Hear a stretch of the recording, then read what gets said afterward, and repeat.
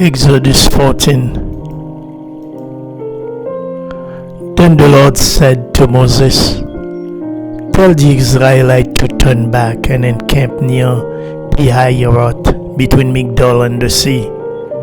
They are to encamp by the sea, directly opposite Baal-Zephon.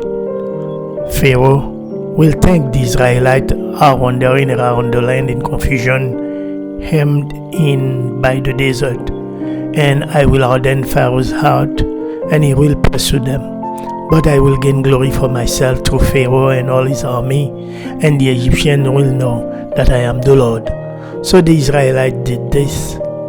When the king of Egypt was told that the people had fled, Pharaoh and his officials changed their minds about them and said, "What have we done? We have let the Israelites go and have lost their services." So he had his chariot made ready and took his army with him. He took 600 of the best chariots, along with all the other chariots of Egypt, with officers over all of them. The Lord hardened the heart of the Pharaoh, king of Egypt, so that he pursued the Israelites who were marching out boldly. The Egyptians, all Pharaoh's horses and chariots, horsemen and troops, pursued the Israelites and overtook them as they camped by the sea near Pihahiroth, opposite Baal-Zephon. As Pharaoh approached, the Israelites looked up, and there were the Egyptians marching after them. They were terrified and cried out to the Lord. They said to Moses, "Why is it because there were no graves in Egypt that you brought us to the desert to die? What have we done to us? What have you done to us, bringing us out of Egypt? Didn't we say to you in Egypt, 'Leave us alone, let us serve the Egyptian'? It would have been better for us to serve the Egyptian than to die in the desert." Moses answered the people, "Do not be afraid, stand firm, and you will see the deliverance of the Lord will bring you today. The Egyptians you see today, you will never see again. The Lord will fight for you. You need only to be still." Then the Lord said to Moses, "Why are you crying out to me? Tell the Israelites to move on. Raise your staff and stretch out your hand over the sea to divide the water, so that the Israelites can go through the sea on dry ground. I will harden the hearts of the Egyptians so that they will go in after them, and I will gain glory through Pharaoh and all his army, through his chariot and his horsemen.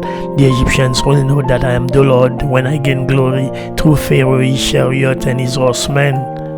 Then the angel of God, who had been traveling in front of Israel's army, withdrew and went behind them. The pillar of cloud also moved from in front and stood behind them, coming between the armies of Egypt and Israel.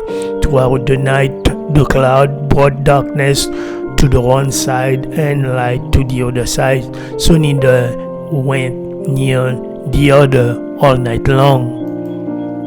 Then Moses stretched out his hand over the sea, and all that night the Lord drove the sea back with a strong east wind and turned it into dry land.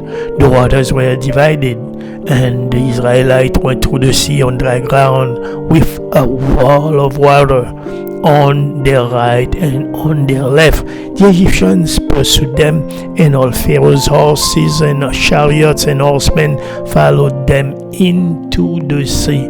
During the last watch of the night, the Lord looked down from the pillar of fire and cloud at the Egyptians' army, threw it into confusion. He jammed the wheel of their chariots so that they had difficulty driving, and the Egyptians said, Let's get away from the Israelites. The Lord is fighting for them against Egypt." Then the Lord said to Moses, "Stretch out your hands over the sea, so that the waters may flow back over the Egyptians and their chariots and horsemen." Moses stretched out his hand over the sea, and at daybreak the sea went back to its place.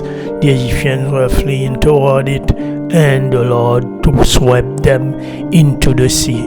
The water flowed back and covered the chariots and horsemen, the entire army of Pharaoh that had followed the Egyptians into the Israelites into the sea. Not one of them survived.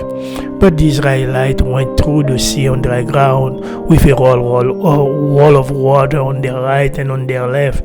That day the Lord saved Israel from the hands of the Egyptians, and Israel saw the Egyptians lying dead on the shore. And when the Israelites saw the mighty hand of the Lord displayed against the Egyptians, the people feared the Lord and put their trust in him and in Moses, his servant.